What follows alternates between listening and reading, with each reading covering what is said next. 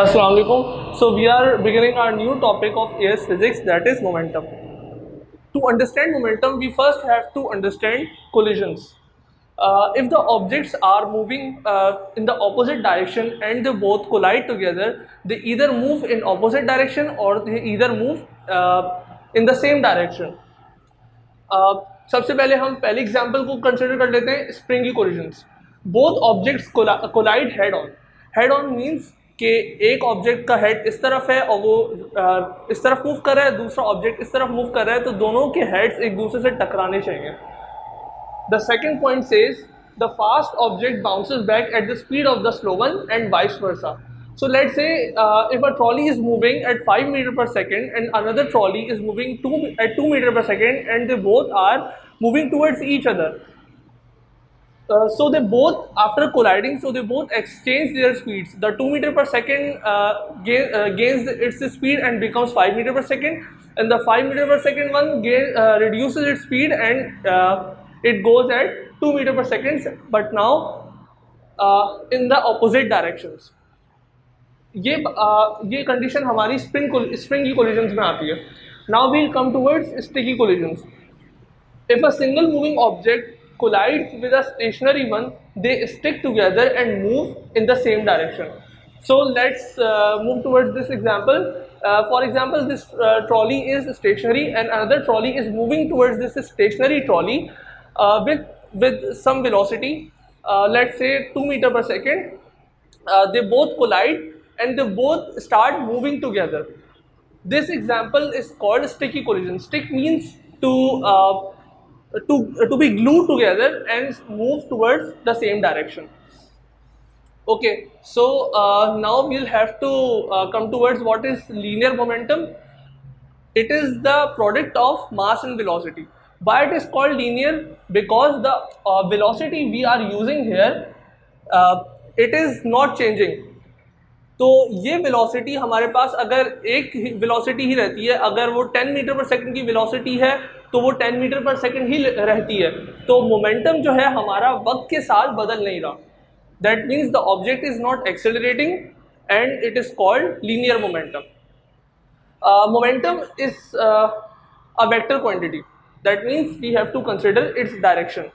If we are considering the right direction as positive, so we'll have to take the left direction as negative. We'll continue to this after I'll be providing with a question here. Okay. Now we'll come towards principle of momentum. Principle of momentum के लिए हमें सबसे पहली चीज़ जो consider करनी है वो है क्लोज सिस्टम. अब ये क्लोज सिस्टम क्या चीज़ है?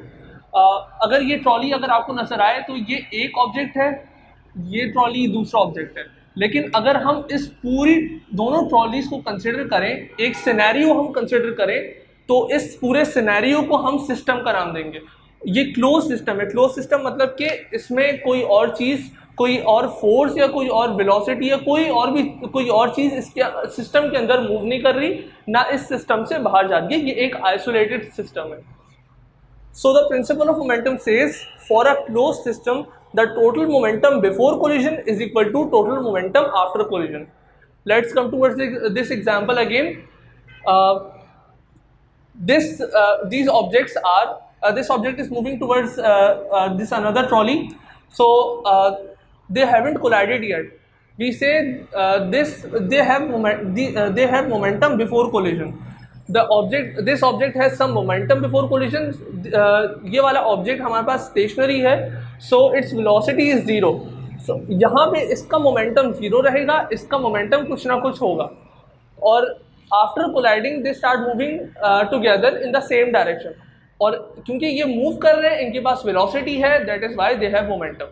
So that this was an example of sticky collision. Springy collision की एग्जांपल भी यहाँ पे लिखी हुई है. स्प्रिंगी कोलिजन के लिए समझाने के लिए मैंने यहाँ स्प्रिंग बनाया हुआ है. अगर दो ऑब्जेक्ट्स एक ऑब्जेक्ट के साथ स्प्रिंग अटैच है और दोनों ऑब्जेक्ट एक दूसरे के ऑपोजिट मूव करके आके कोलाइड कर रहे हैं, तो इस स्प्रिंग की वजह से दोनों अब ऑपोजिट डायरेक्शन में मूव करना शुरू हो जाएंगे. अगर ये राइट जा रहा था तो अब ये लेफ्ट जाएगा, ये लेफ्ट जा रहा था तो अब ये राइट जाएगा. तो ऐसे ऑब्जेक्ट्स, ऐसी कोलिजन्स को हम स्प्रिंगी कोलिजन्स का नाम कहते हैं. Okay, so now we are covering two types of collision. The first one is elastic collision and the second one is inelastic collision. In a perfectly elastic collision, relative speed of approach is equal to relative speed of separation. What is relative speed of approach? As you can see, these two balls are traveling in opposite directions with a speed of 3 meter per second and 7 meter per second. When the objects are traveling in opposite directions, we have to add up their speeds to calculate their relative speed. Uh, 7 plus 3 is equal to 10. So their speed of approach is equal to 10. Why we call it approach? Because they are approaching towards each other. After the collision, they both are separating. So again we add up their speed because the directions are opposite. So 5 plus 5 equals to 10. Both are giving the same result, 10 meter per second, and they both are as they both are moving in opposite direction, we have added up their speed, so it becomes 10 meter per second. So अब आप यहाँ देख सकते हैं कि elastic collision में relative speed of approach और relative speed of separation की सेम वैल्यू आई। तो ये निशानी हमारे पास है इलास्टिक कोलिजन की कि ये दोनों वैल्यूज अगर सेम आती हैं तो वो इलास्टिक है और अगर वो नहीं आती तो वो इनइलास्टिक है। अच्छा, इलास्टिक कोलिजन में और भी चीज़ें कंजर्व होती हैं। फर्स्ट ऑफ ऑल के E is conserve, which means kinetic energy is conserve. The object before collision having kinetic energy also have the same kinetic energy after the collision. Also the momentum is conserved and total energy is conserved. हमें ये बात पता है कि energy हमेशा energy का principal हम सब पढ़ कर आए हैं कि एनर्जी हमेशा कंजर्व होती है। बेशक वो एनर्जी किसी और फॉर्म में ट्रांसफॉर्म हो जाती है, लेट से थर्मल एनर्जी, साउंड एनर्जी, लेकिन टोटल एनर्जी सिस्टम की हमेशा कंजर्व रहती है। तो काइनेटिक एनर्जी भी कंजर्व होगी, मोमेंटम भी कंजर्व होगा, टोटल एनर्जी भी कंजर्व होगी। लेकिन इनइलास्टिक कोलिजन में थोड़ा सा डिफरेंस है। मोमेंटम और टोटल एनर्जी तो कंजर्व होगी, क्योंकि ये तो हम प्रिंसिपल्स पढ़ चुके हैं। छोटी क्लासेस से हम ये एनर्जी का प्रिंसिपल तो पढ़ के आ रहे हैं कि एनर्जी हमेशा कंजर्व रहती है। और अभी थोड़ी देर पहले हमने मोमेंटम का भी पढ़ा है कि momentum of the system is conserve. अच्छा, ये बात ध्यान में रखनी है कि यहाँ पे दोनों चीज़ों की बात जो हो रही है वो सिस्टम की हो रही है, एक पर्टिकुलर एक इंडिविजुअल ऑब्जेक्ट के लिए नहीं हो रही है। लेकिन यहाँ पे जो है काइनेटिक एनर्जी कंजर्व नहीं होगी, मतलब कि जो काइनेटिक एनर्जी शुरू में होगी वो काइनेटिक एनर्जी आखिर में नहीं होगी। इसको थोड़ा समझाने के लिए हम एक प्रॉब्लम कर लेते हैं। यहाँ पे एक ऑब्जेक्ट 5 kg का ये मूव कर रहा है 1 kg के ऑब्जेक्ट की तरफ। 1 kg वाला ऑब्जेक्ट स्टेशनरी है, दैट मीन्स इस वेलोसिटी इज 0 और 5 kg वाले ऑब्जेक्ट की वेलोसिटी है 10 मीटर पर सेकेंड। हम क्योंकि मोमेंटम जो है हमारे पास एक वेक्टर क्वांटिटी है, तो हम राइट साइड की वेलोसिटीज़ को हम पॉजिटिव कंसिडर कर लेते हैं। आप उसको नेगेटिव भी कंसिडर कर सकते हैं, आपकी मर्जी है।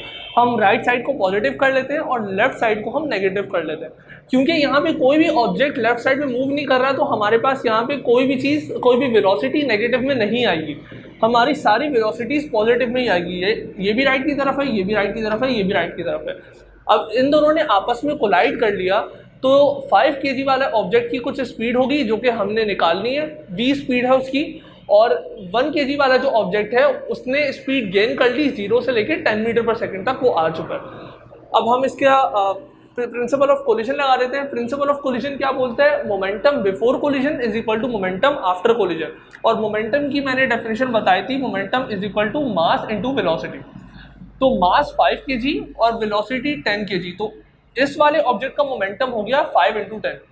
इसी तरीके से इस वाले ऑब्जेक्ट का मोमेंटम हो गया 1 × 0, क्योंकि इसकी वेलोसिटी 0 थी। ये हमारे पास हो गया बिफोर कोलिजन वाला, ये हो गया हमारे पास बिफोर कोलिजन। इसी तरीके से ये वाला पार्ट हो गया हमारे पास आफ्टर कोलिजन, ये आफ्टर कोलिजन हो गया। अब इस ऑब्जेक्ट को हम देख लेते हैं। इसकी वेलोसिटी v है, moving towards the right direction, और मास इसका 5 है, तो 5 × v प्लस क्यों लगा रहे हैं? क्योंकि हमने टोटल निकालना है। तो प्लस 1 × 10, हमने इसकी कैलकुलेशन करी, 5 × 10 is 50, 5 × v is 5v, 1 × 10 is 10, 5 - 10 40 divided by 5 which gives the value of 8 metre per second. तो हम अगर यहाँ पे काइनेटिक एनर्जीज निकाल के देखें ताकि हमें पता चल जाए कि ये ऑब्जेक्ट इलास्टिक है, ये कोलिजन इलास्टिक है या इनइलास्टिक है, तो हम बिफोर कोलिजन निकाल लेते हैं kinetic energy. Kinetic energy before मैं निकालता हूँ यहाँ पे। अच्छा, काइनेटिक एनर्जी बिफोर कोलिजन सिर्फ इस ऑब्जेक्ट के पास है, और काइनेटिक एनर्जी का फॉर्मूला हमें पता है 1/2 mv², mass multiply by velocity का square. So 10 × 100 multiply by 5 divide by 2, it gives the value of 250 joules. ये हमारे पास थी काइनेटिक एनर्जी बिफोर कोलिजन। इसी तरीके से हम निकाल लेते हैं kinetic energy after the collision. After collision के लिए हमने सेम फॉर्मूला लगाया 1/2, इसका मास कितना है 5 ही रहा, इसका मास कभी चेंज नहीं हो सकता। वेलोसिटी हमने निकाली अभी 8, सो 8 का स्क्वायर, और ऐड करेंगे हम इसको। अब हम ऐड इसलिए कर रहे हैं क्योंकि अब ये भी ऑब्जेक्ट मूविंग है और ये भी ऑब्जेक्ट मूविंग है, तो दोनों के पास काइनेटिक एनर्जी होगी 1/2 मास इंटू वेलोसिटी का स्क्वायर।